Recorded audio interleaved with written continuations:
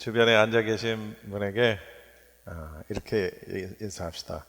성령의 기름 부으심이 넘치기를 기도합니다. 네, 성령의 충만함을 받으시기 바랍니다.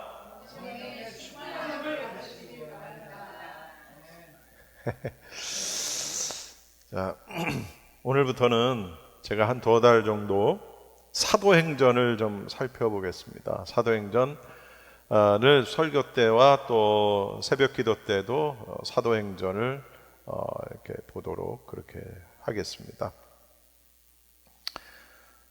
사도행전이라는 책은 저자가 누가입니다.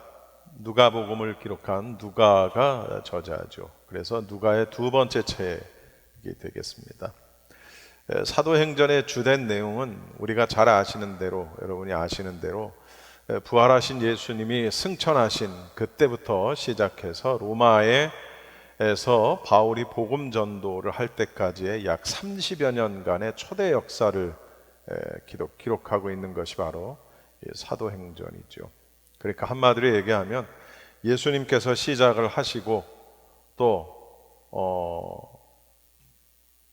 위임하신 이 하나님의 나라, 하나님의 나라의 구원 사역이 어떻게 교회를 통해서 이루어지고 있는가, 어떻게 교회를 통해서 성취되고 있는가를 그려주는 게 바로 이 사도행전입니다. 증인들의 이야기죠. 위임받은 복음을 예루살렘에서 로마까지 증언하는 증인들의 이야기가 바로 이 사도행전입니다. 그런데 우리는 이제 사도행전 이렇게 이야기를 하지만 이 사도행전만큼 여러 가지 제목으로 불리는 성경책이 없어요. 이게 무슨 얘기냐면 사도행전은 성령께서 주인공이시기 때문에 이걸 또 다른 말로 성령행전이다 이렇게도 표현을 합니다. 그런가 하면 성령의 공동체인 교회가 중심이라면 이건 또 교회행전 이렇게 또 표현을 하기도 하지요. 또 성령 받은 증인들의 사역에 초점을 둔다? 그러면 이거는 증인행전이다 이렇게 또 표현할 수 있는 겁니다. 그리고 복음 전파의 초대교회 복음 전파의 과정을 그려주고 있기 때문에 이걸 또 다른 표현으로 복음행전이다, 행전이다 이렇게 표현을 할 수 있는 거예요. 그러니까 사도행전은 이렇게 여러 가지 누가 사도행전의 주인공이냐를 놓고 볼 때 이렇게 여러 가지 이름으로 불릴 수 있는 책이 바로 사도행전이다.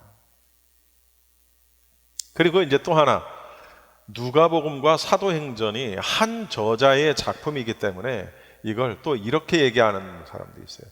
누가행전이다 이렇게 또 보기도 합니다. 그런데 아무튼 이 사도행전은 하나님의 나라가 어떻게 세계에 흩어진 교회를 통해서 완성되어 가는가라는 것을 아주 생생하게 보여주는 그런 본문입니다. 따라서 이 사도행전의 1차적 수신자가 누구냐? 그것은 흩어져 있는 초대교회겠죠. 그리고 그것은 오늘날 현재에 있는 우리 교회들까지 쭉 이어지고 있다라는 것을 볼 수 있습니다. 누가는 부활하신 예수님의 40일의 사역으로 사도행전을 시작을 하는 걸 보게 됩니다. 제자들에게 보이시면서 하나님 나라의 일을 가르쳐 주세요. 뭘 가르쳐 준다고요? 하나님 나라의 일을 가르쳐 주세요. 그러니까 예수님의 가르침은 누가복음에서 끝나는 것이 아니라 이 사도행전에서도 계속해서 이어지게 됩니다. 그리고 예수님의 이 가르침의 핵심은 뭐였냐 하면 바로 하나님의 나라였다라는 것이죠. 부활하신 예수님께서 제자들에게 부활의 증거와 하나님 나라의 일을 가르치셨어요. 그리고 주님은 승천하신 후에도 거기서 끝 이게 아니라 성령 그리고 사도들을 통해서 이 하나님 나라의 사역을 계속해서 이어가셨다라는 것을 보게 되죠. 다시 말하면 주님은 멀리서 소위 그냥 관찰자, 관망자처럼 하지 않으시고 성령을 통해서, 교회를 통해서 하나님의 뜻을 이루기까지 계속해서 일하시는 것을 보게 됩니다. 그래서 오늘날 우리 교회가 이 사도행전을 주의 깊게 읽어야 되는 거예요. 그런데 오늘 본문을 보면 예수님께서 하나님 나라에 대한 가르침을 하시면서 뭐라고 말씀하시냐면 약속하신 성령을 기다리라 라고 이렇게 말씀을 하세요. 약속하신 성령을 기다리라. 그런데 제자들이 이 예수님의 말씀을 듣고 질문을 하나 합니다. 오늘 본문을 보면 뭐라고 질문을 하냐면 이스라엘의 회복에 대한 질문을 해요. 다시 말하면 제자들은 이스라엘 나라가 지금 회복될 것이냐라는 것을 묻고 있는 거예요. 잘 보세요. 예수님께서는 하나님의 나라를 가르치셨는데 지금 하나님의 나라를 말씀하고 계시는데 제자들은 이스라엘 나라에 집중을 하고 있는 걸 보게 됩니다. 예수님의 방향과 관심과 제자들의 생각이 다른 것을 보게 되죠. 제자들은 예수님이 당장 이 이스라엘을 로마의 식민지로부터 정치적으로 회복시키셔서 구약에 예언된 메시아 왕국을 지금 세울 것이다 라는 기대감을 갖고 있었던 거예요. 그것이 물론 전혀 무리스러운 일은 아니었죠. 그렇지 않겠습니까? 우리가 일제강점기를 겪은 우리로서 그때 당시에 대한민국 사람들의 모든 관심은 대한민국의 회복이었을 거예요. 그렇죠. 그리고 정말 대한민국을 회복시킬 만한 어떤 한 인물이 등장을 했다면 온 사람들은 다 그것을 주목했을 게 뻔합니다. 이스라엘도 마찬가지였고 제자들도 마찬가지였다라는 것이죠. 제자들도 로마의 식민지로화 돼 있는 이스라엘을 회복시킬 수 있다. 아, 저분은 우리 스승님은 그렇게 하실 수 있는 분이다 라는 생각을 가지고 있었던 것이죠. 그러나 예수님의 설명은 그들과는 달랐다는 것을 보게 됩니다. 제자들은 어떤 나라와 민족을 뛰어넘는 하나님 나라의 큰 관점을 인식하지 못하고 있었다라는 것이죠. 여기서 말하는 하나님 나라가 뭐냐? 우리 들어봤을 거예요. 엘로힘의 왕국. 우리 영 목사님을 통해서 왕국사, 구속사 이런 얘기 기억나시죠? 하나님 나라의 왕국, 엘로힘의 왕국. 어떤 성경풀이를 보니까 하나님 나라를 성령을 통한 인간됨의 회복, 인간됨이 회복된 나라 이렇게 정의를 했더라고요. 근데 그건 아니죠. 그건 아니죠. 물론 우리가 인간됨도 회복을 해야 되는 건 맞아요. 도덕적인 회복도 필요하겠죠. 그러나 엘로힘의 왕국, 하나님의 나라는 그런 것이 아니라는 것이죠. 에덴의 창조에서부터 시작해서 이스라엘, 그리고 이스라엘의 선택과 이방인의 구원, 또 주님의 재림, 메시아 왕국, 그리고 최종적으로 세워질 새하늘과 새 땅까지의 이 모든 과정을 이루는 것을 우리가 엘로힘의 왕국 이렇게 얘기하는 거예요. 하나님의 나라. 예수님의 초점은 십자가와 부활 이후에 오실 성령을 통한 사역, 그러니까 하나님 나라를 채울 구속받은 백성들을 향한 복음 전도 사역을 지금 말씀하고 계시는데, 제자들은 아까도 얘기했지만 로마로부터의 식민지에서 회복될 이스라엘을 기대하고 있는 거예요. 주님의 큰 그림은 하나님의 나라라는 거대한 주제를 지금 말씀을 하고 계시는데 제자들은 전혀 다른 얘기를 하고 있다. 그러니까 예수님의 관심과 제자들의 관심이 서로 달랐다라는 것이죠. 여러분, 그래서 우리가 말씀에 대한 제대로 된 가르침이 필요하고 제대로 된 공부가 절대적으로 필요하다라는 것입니다. 바르게 알아야 은혜와 능력을 바르게 사용할 수 있고요. 그래야 우리 신자의 바른 삶이 가능할 수 있다. 다시 말하면 우리가 혼돈하면 안 되는 것이 있어요. 착각하면 안 되는 것이 있어요. 뭐냐면 진리에 대한 인식을 기도나 능력으로 대치해서는 안 된다는 것입니다. 진리에 대한 인식과 기도와 능력은 또 다른 것이다라는 것이죠. 어린아이를 야단치고 쫓아내는 제자들의 모습을 우리는 복음서를 통해 봤죠. 또 자신들이 스승으로 모시는 주님이 왕이 되면 누가 주님께서 주시는 높은 자리를 한 자리 좀 차지할까 하고 다투던 제자들의 모습을 우리는 기억합니다.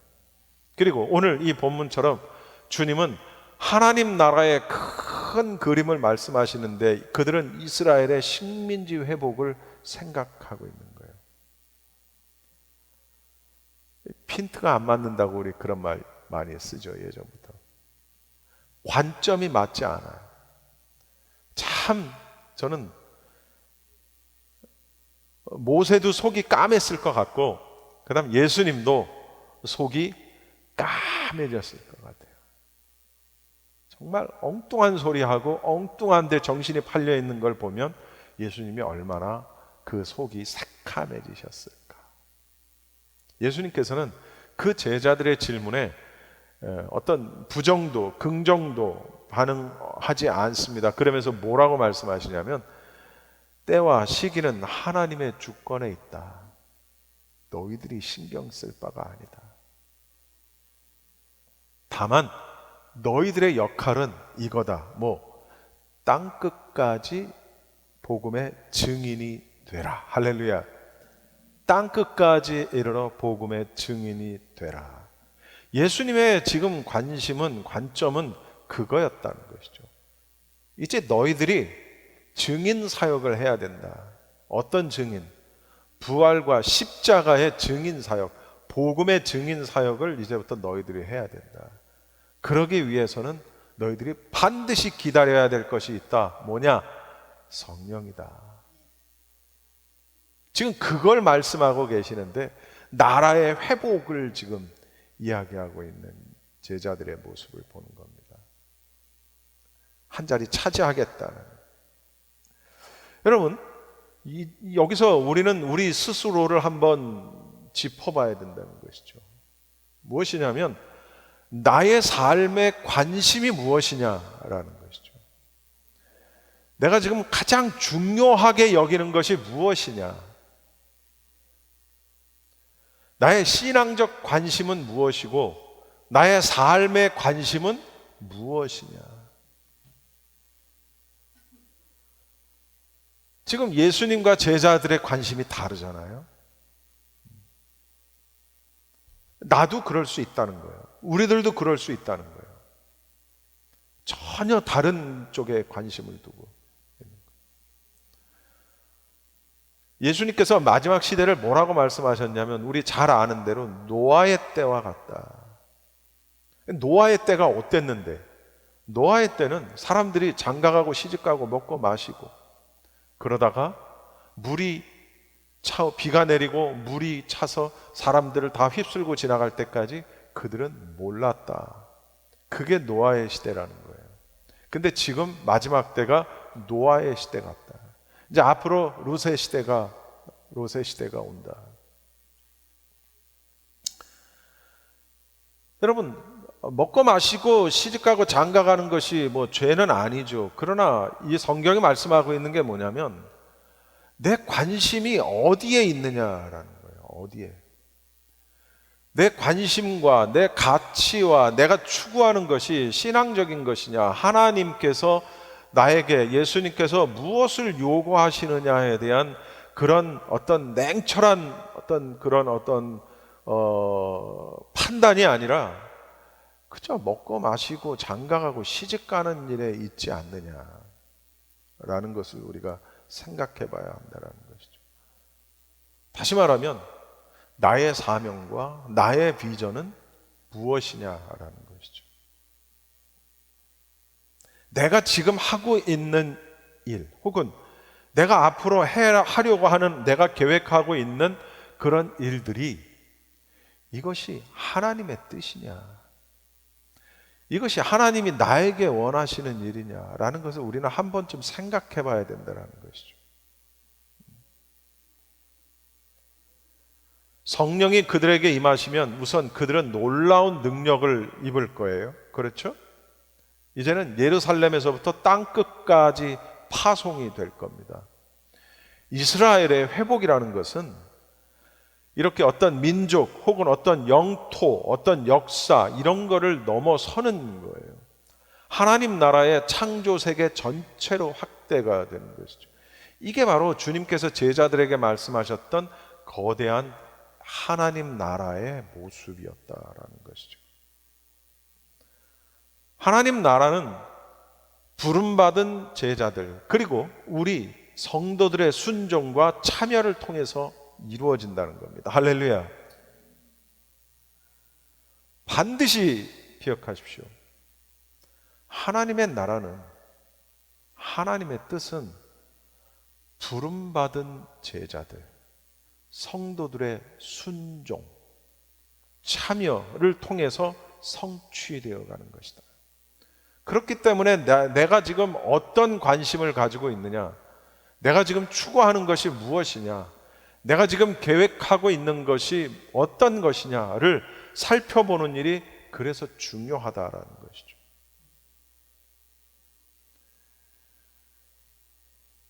이 일은 오직 제자와 성도들 그리고 교회 위에 임하시는 성령의 능력으로 이루어질 것이다. 할렐루야. 그래서 성령의 충만, 성령 충만, 그리고 성령의 기름 부으심이 그래서 중요하다라는 것이죠. 예수님은 우리 본문에 나와 있는 대로 마지막 명령을 내리신 후에 그 다음 곧바로 하늘로 승천을 하십니다. 구름이 주님을 어느 순간에 가리우게 되죠. 어안이 벙벙한 제자들 어땠을까요? 그 모습을 이 앞에서 이야기하시던 예수님이 갑자기 그 몸이 뜨면서 공중으로 날아가 버리시는 그 모습을 본 제자들, 너무나도 어안이 벙벙하지 않겠어요? 그때 두 명의 천사가 나타나서 이야기하는 거예요. 주님의 다시 오심, 재림에 대해서 이야기를 하시는 거예요. 장차 주님이 재림하실 때 지금 너희들이 본 이 모습 그대로 다시 오실 것이다. 성경에 뭐라고 얘기하냐면 구름을 타고 오신다. 그러니까 어떤 집사님이 진짜 예수님이 구름을 이렇게 자동차 타듯이 타고 오신다는 얘기인가요? 참 순수하신 분. 그렇게 구름을 타고 오시는 것처럼 보일 수 있어요. 구름과 함께 구름 속에서 예수 그리스도께서 강림하실 것이다. 예수님의 마지막 말씀은 그거였어요. 기다리라. 뭘? 성령을 기다리라. 성령이 너희에게 임하시면 너희는 달라질 것이다 라는 것을 지금 말씀하셨다는 거예요. 권능을 받고 너희들이 이제부터 나의 증인이 될 것이다. 그러니까 성령의 임재, 성령의 기름 부으심, 이건 믿는 자들에게 있어서 정체성의 보증이라는 사실을 우리는 알아야 돼요. 그래서 성령은 굉장히 중요한 거예요. 성령은 어떤 능력 행사, 어떤 병 고침이나 귀신 축사, 어떤 예언, 이런 기적적인 형태로만, 꼭 그런 것으로만 나타나는 건 아니라는 것이죠.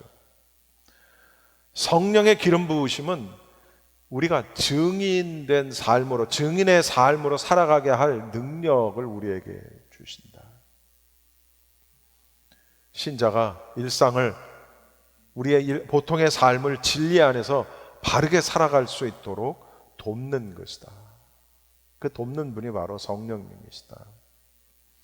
그래서 우리는 성령께서 일하시는 방식을 어떤 특정한 방식이나 형태로 제한할 필요가 없는 거예요. 어떤 식으로든 성령께서는 우리에게 역사를 하시거든요. 에이, 이런 건 아니겠지. 에이, 이건 너무 좀 저급하잖아. 뭐 이런 생각 우리가 할 때 있죠. 제한할 필요가 없다. 성령님은 삶의 모든 과정에서 그분의 방법대로 일을 하신다. 그것으로 신자가 살아갈 수 있도록 돕는다라는 것을 우리는 명심을 해야 합니다. 이제 5월이 되면 성령 강림절이 옵니다. 꼭 성령 강림절이 오기 때문이 아니라 성도들이 일반 사람들과 구별되었다라는 것을 보증하는 것이 뭐냐? 그게 성령이라는 거예요. 세상 사람들, 착한 사람들 많아요. 세상 사람들이 더 착해요. 교회 다니면서 못돼 쳐 드신 분들 많아요. 아주 나쁜 사람들 많아요. 저도 그 중에 한 사람이고요, 물론. 그런데 그럼에도 불구하고 그들과 구별될 수 있는 그게 뭐냐? 세상 사람들은 아무리 착해도 그들에게는 성령의 기름 부으심이 없다라는 거예요. 우리는 아무리 부족해도 성령께서 우리와 함께 하신다. 또 우리가 성령을 쫓아가기를 원한다. 성령을 추구하는, 따르는 삶을 살기를 원한다. 그게 다르다라는 것이죠. 다르다. 성령을 받고 성령을 기다리고 너희들이 권능을 받으면 너희들이 그때서야 비로소 땅 끝까지 이를 때까지 나의 증인이 될 것이다. 기도하겠습니다.